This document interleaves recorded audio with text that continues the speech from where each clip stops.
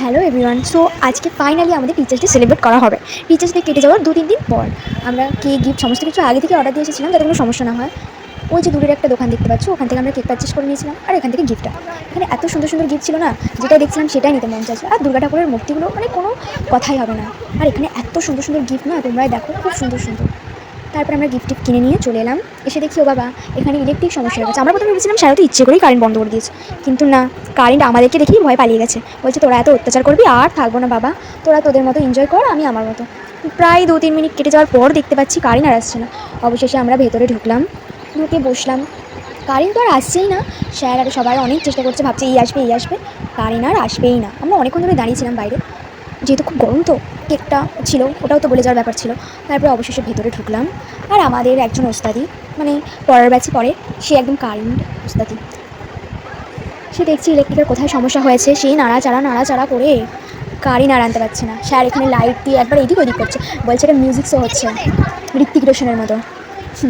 তারপর অবশেষে স্যারের নাড়াচাড়াতে কারেন্টটা এলো। বলে না, যার দিন তারই সময়, ওটাই হয়েছে। এখানে আমরা কেকটাকে ওপেনিং করে নেব। এখানে কেকটা ওপেনিং হচ্ছে, তারপর সুন্দর করে সাজিয়ে দিচ্ছে, মানে সাজানো আগে থেকেই আছে, ওই টুকিটাকি আছে ওগুলোকে লাগিয়ে দিচ্ছে। লাগানোর পর স্যার বলছে এত গরম, তাড়াতাড়ি নেই তাড়াতাড়ি নেই।